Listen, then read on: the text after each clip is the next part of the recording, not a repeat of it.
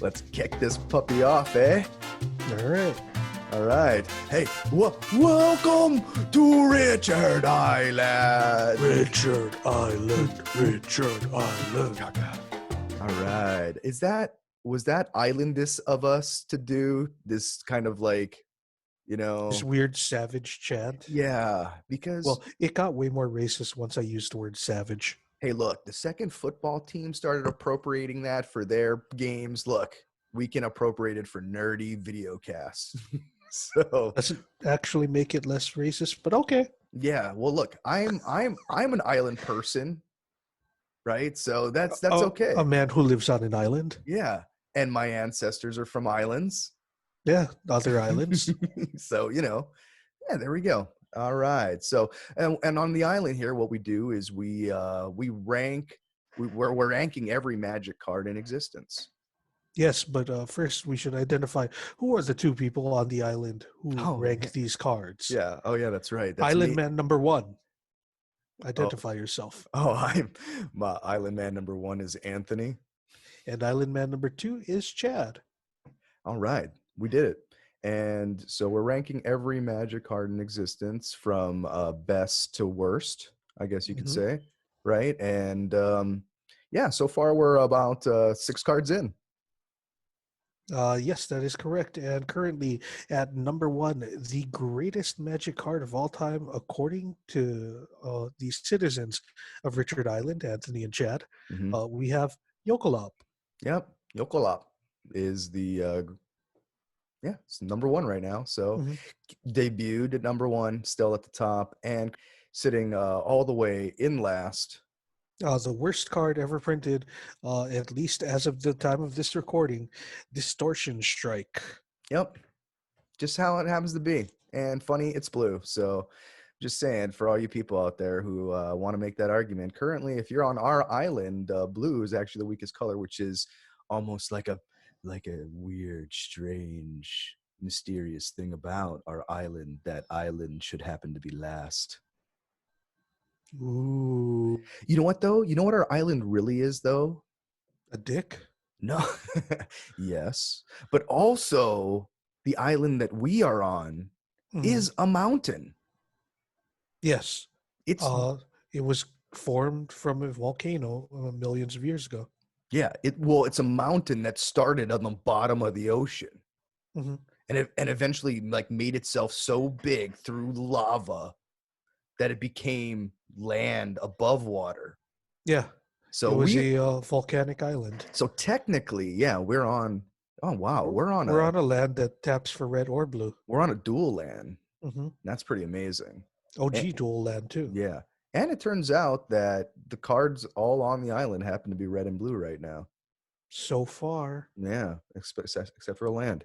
So yeah, we'll see what's happening. But this week, Chad, what card are we bringing to the table here? All right, the Skyfall random machine has actually given us a card that is neither red nor blue. Oh my goodness, I'm excited. I can't wait. We are looking at the Core Set 2019 printing of Luminous Bonds. Okay, all right. I know that card. Yeah, Luminous Bonds, it costs 2 uncolored and 1 white. It is an aura enchantment. Enchanted creature can't attack or block. And the flavor text reads, "Your part in this fight is done, vampire. Get used to your thirst." All right. Cool. It is the art by Steve Argyle, and it shows what is presumably a vampire encased by strands of light. All right. Okay, Luminous Bonds there. Well, this is why we record, so we can do the magic of editing. Okay, excellent. I got it all pulled up here on Scryfall, ready to go. So yeah, I'm looking at the card right now, man. Okay, so let's get into the combat step then, and let's see. Get down to business. Yeah, let's start off here at the top with the name of the card. It's how it's known to the universe. So Luminous Bonds. It's so a luminous bond, like that's just a light, right? Yeah, luminous means like full of light or So made of light. you're holding them with light. Hmm. I've made luminous bonds. Yeah, it's like if you were tying up your girl using Christmas lights. Yeah. Luminous bondage. Yeah, it's when the sets they realize they're like, ooh, one in a white was too good for this effect. Hmm. Yeah. They're So, just like, we want you guys to still use pacifism, but it was too good. well, I mean, it's too good or just like that. That's it's just hard. It's hard. It's like so. But right now, like I said, we're talking about the name. So, luminous bonds. Um, I don't know. I think that name's okay. It's fine. It's like a 3, I think. Well, yeah, when you said it, I knew exactly what you're talking about. Yeah, I'll give that a 3. Yeah. Yeah, yeah, luminous bonds. Hmm. The casting cost of 2 uncolored and 1 white, like we mentioned, it is Mm, a more expensive version of pacifism. mm, that can't be good. Tell me in a It, universe where that's good. it's not good, but it's part of a thing that Magic's been doing. I feel like over the past like 3 or 4 years, where they're just reevaluating certain old cards, and they're like, we do still like this card, and we want it to be something that you can play, but we've the cost is not equivalent to what is happening in Magic right now. So we're going to reprint it and just make it more expensive. Yeah, yeah, it's true. Yeah, and you know what? Maybe that fixes things, but I still don't think that makes you better. I don't think that It makes you. makes it literally worse than pacifism. Yeah, it's so much worse. This has definitely got to be like what? Is Like, it a 1 or a 2? oh, it's like a 1, right? There's just a straight gangsta better reason thing to play. Hmm.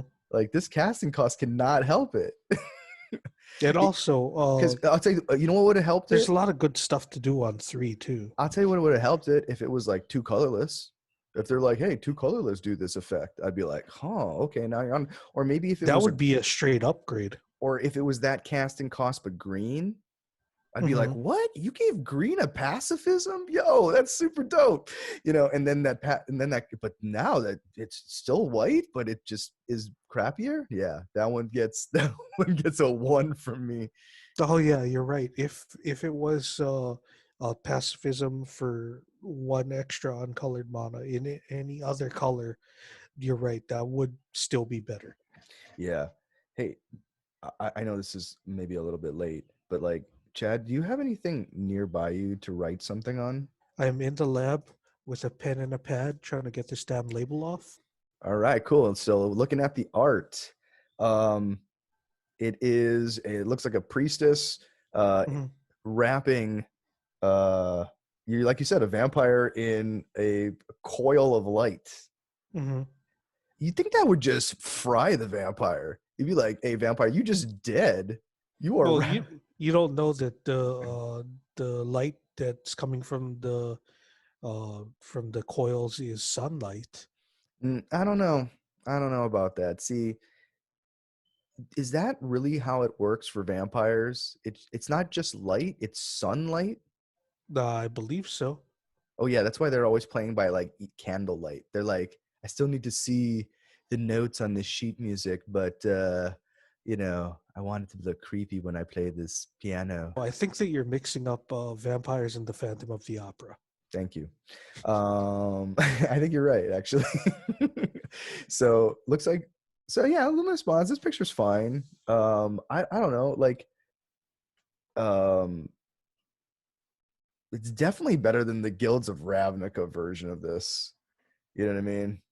Yeah, the Guilds of Ravnica version. Honestly, I could not figure out what was going on for such a long time. Yeah, and then so it's definitely an upgrade there, and it's so good that they used it twice. They used it in both Core Set 2019 and Rivals of Ixalan. So definitely an upgrade. And who's the artist here? We got It Steve is Argyle. Steve Argyle. Oh, okay. Yeah.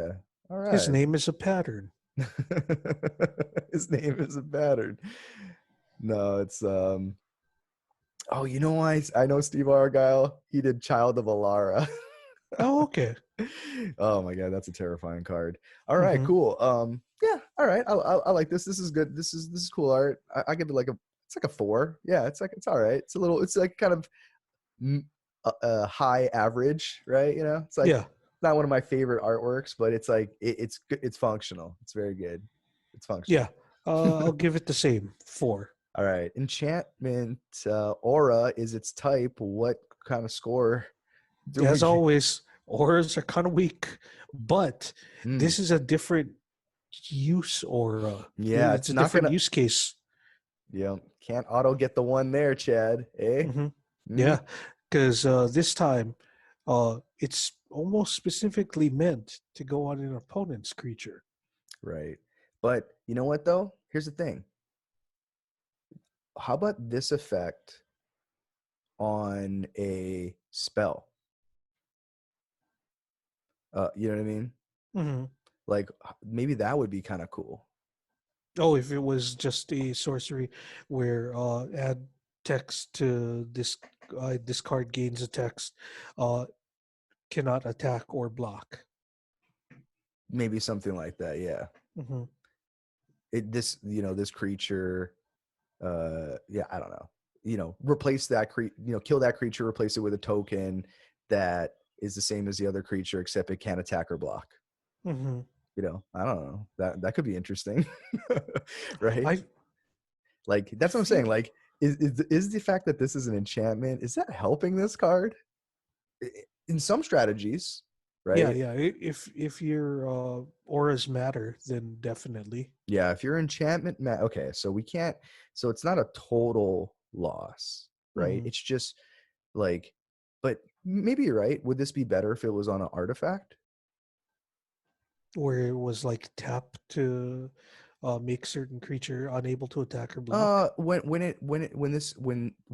said artifact comes into play, uh, target creature can't attack or block until this artifact leaves play.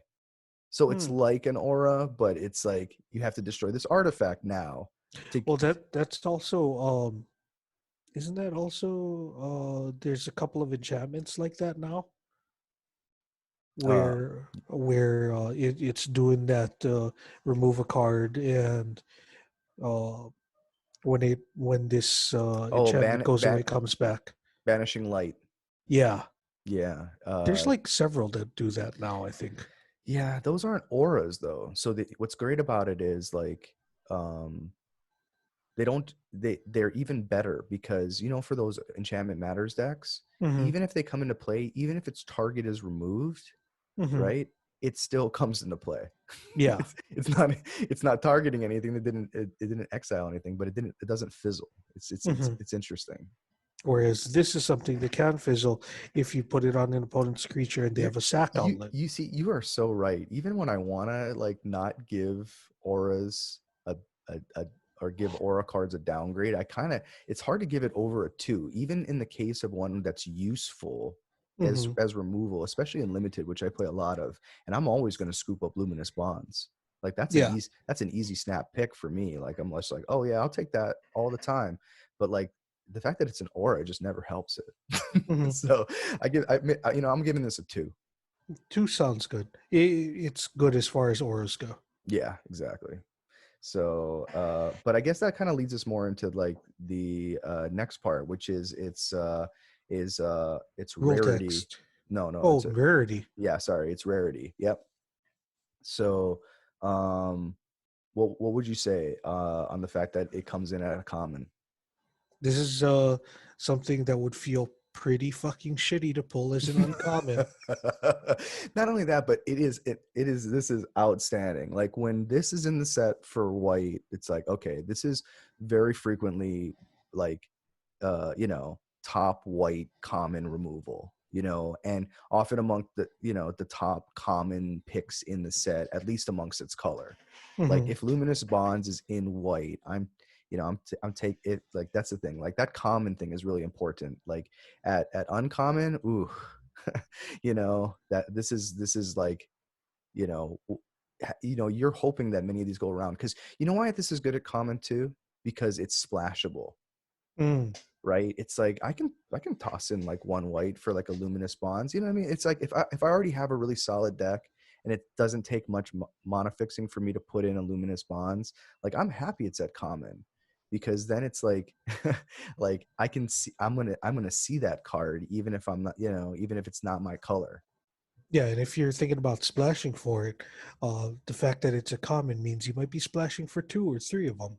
I don't know if that's exactly the right way I'm thinking about it, but I'm like, no, that's appropriate. Whatever it is, that's like good. I'm like luminous bonds, common, that's good. I gotta give that like a, I don't know if it's, you know what though, it's not prime time common, but just Hmm. judging it on its rarity, for whatever else it is and stuff, it's like, all right, that's good. That's like a 6. It, Five for me. five for you, okay. Yep. All right, that was the first part of the card upon which we differed. Interesting. All right, cool. So all right, there we go. Getting into the rules text. All right, rules text. Enchanted creature can't attack or block. I Yeah, mean, it does what it says. It says what it does. it does. And that's what I'm saying. On this card, it's not bad. Um, but that's the thing. Even though pacifism, like that's why it has to be a steal. Hmm. As an aura and as at its casting cost, it has to be a deal because this effect is good, right? It's Yeah. very functionally good. It normally, like, it removes a creature from the game if all that creature was going to do was attack or block, Hmm. right? Then it is like functionally a removal spell. So it's kind of like that's what the text reads, is like if all this creature could do is attack or block, you know, remove it from the game or something. Hmm. But this thing just becomes awful the second they're playing one of those stupid, like, everybody's got an ability decks, Yep. and you're like, oh, this is so or even it doesn't even matter, or even if they just have like um it even feels bad when they have sack outlets Yeah. or ways to flicker it. So it's just, that's what I'm saying. Like, this rules text is good, but um it's not like, to me, like all-time great rule text, but it like I said, it plays its role. This is a very like middle of the road type of card overall in my eyes, I or mean, it could maybe be on the low worse. end, actually, on the low, I don't know. It could be worse though, because it could also be doing the same thing, but it's just enchanted creature can't attack. Like the fact that it's both attack and block, at least it does a little bit more. Oh yeah, no, So you're this is a low end, but I don't think it's like bad. yeah, no. Like I said, this effect isn't bad. It's just like, um, it's when you first get a creature, because like I said, when you first like kind of look at cards and think like, oh, they're pacifying my creature. It's dead, because Hmm. that's what you're thinking about your creature. It's like, I can't attack or block with them. Oh man, you know. But then there's that moment where, like I said, you realize that like, oh, creatures are just so much more useful for that. And then like leaving it on the battlefield, it sometimes feel like, if you pass. That's why I almost kind of like pacifying those like early, maybe like 2 power in the air guys, or like, maybe like 3 power ground dudes, because I just feel like, all right, great. That's great value for that guy. Because Hmm. that dude, that's what he was going to do. He was either going to attack me for early damage, or he was going to block something of mine. He was going to be a pain. And he's out. And I don't have to worry. He comes back turn 8. I'm not worried about that guy anymore. Right? Hmm. It's just like, my real beef with this text is, it's like late game. It's like, it can maybe help you swing in for the win or whatnot, but it's like they're gonna have ways to deal with it later on. Yeah.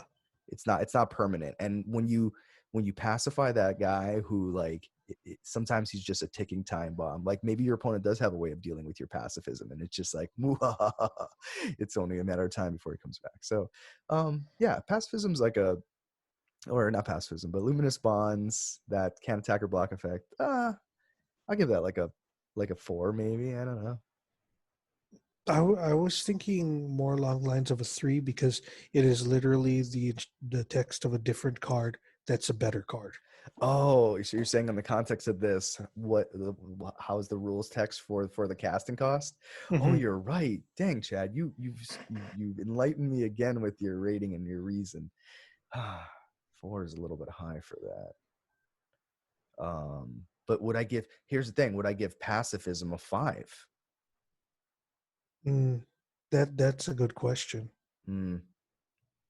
You know what? I might. I think like I said, for that's cost and everything, pacifism, rule test. Yeah, I'm gonna stick with 4. I'm gonna stick with 4. Luminous Bonds is okay. It's like I said, it's in the middle, but it's a little bit of it's still a good effect in white. You want that. Hmm. Okay. All right. Let's move on to flavor text. The flavor text, your part in this fight is done, vampire. Get used to your thirst. I do really like that because it points out a few things about the card. First off, Mm-hmm. uh, it's addressing a vampire, and this originally was printed in Rivals of Ixalan, Yeah.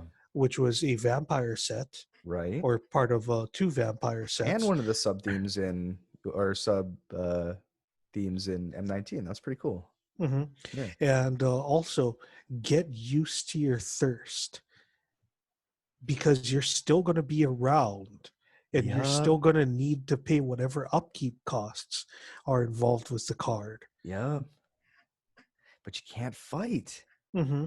Wow. You know how we often look at these cards and we go like, "Oh, this one really is spot on." It And makes it's a lot of sense. and it's kind of gangster because you're right. You tie some vampire up in light.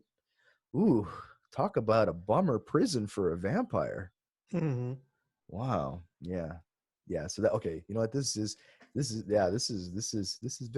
very nice. Oh, these flavored text. It just it's so good. Chef kiss, chef kiss. So yeah, I like this. Yeah. Wow, yeah. Yeah, this is like a oh, do I okay, is it a 6 or is it a 7?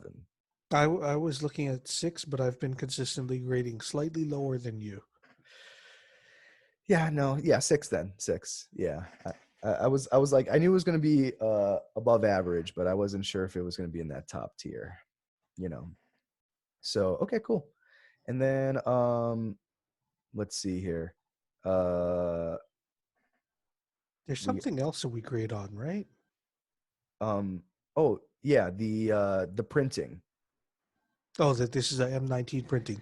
I have I do enjoy the fact that this is M19 Mhm. because I I'm a fan of that set. That was literally a set that brought me back to Magic again because Mm. when I started playing Arena, that was when M19 was out. Ah, okay.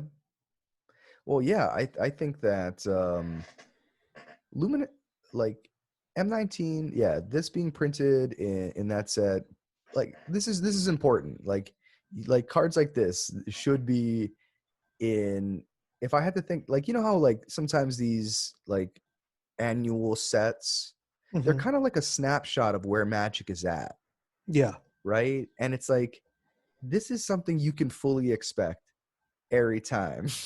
Hmm. you know? This is a very good core set card.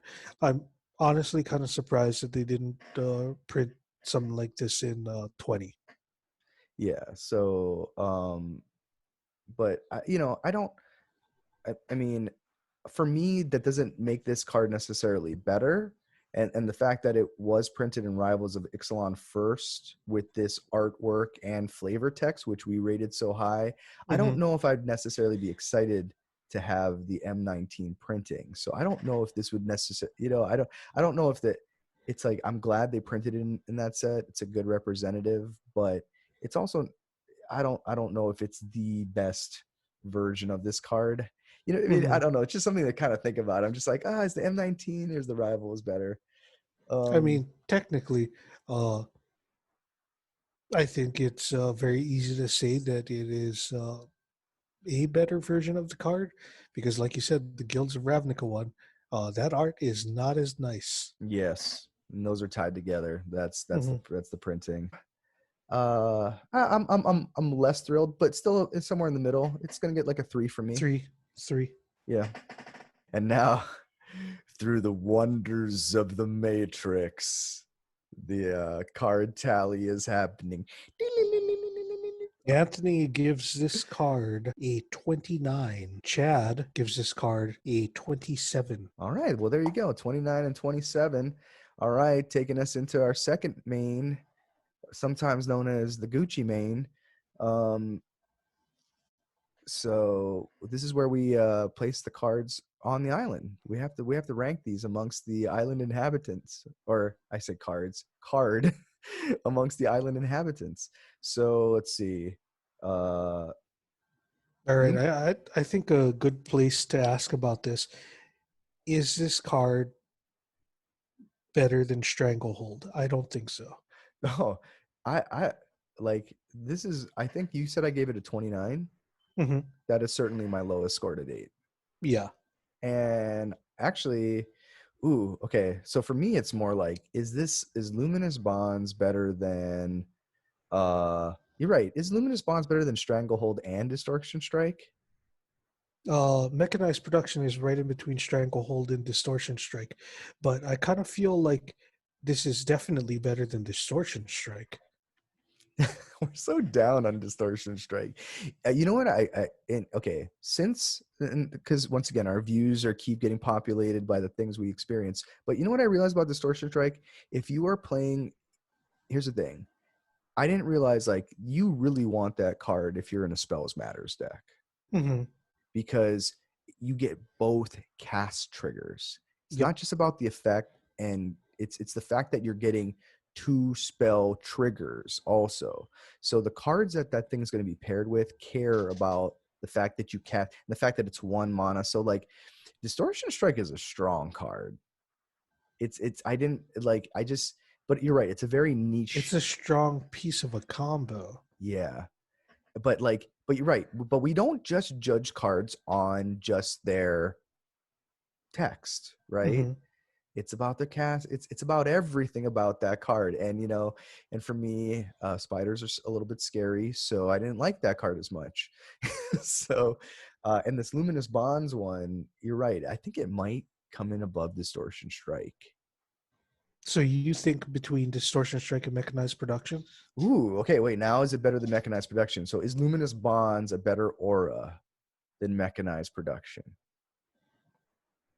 Mechanized Production has the I win text on its side, It but does have. Luminous Bonds is something where it's like it just fits into literally any deck that has white. Ooh, this is tough because Adam Paquette and Steve Argyle here are both bringing forth strong art.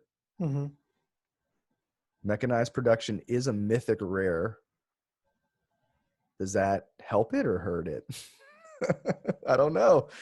Ooh, Luminous Bonds or Mechanized Production. Who is more of the champion here?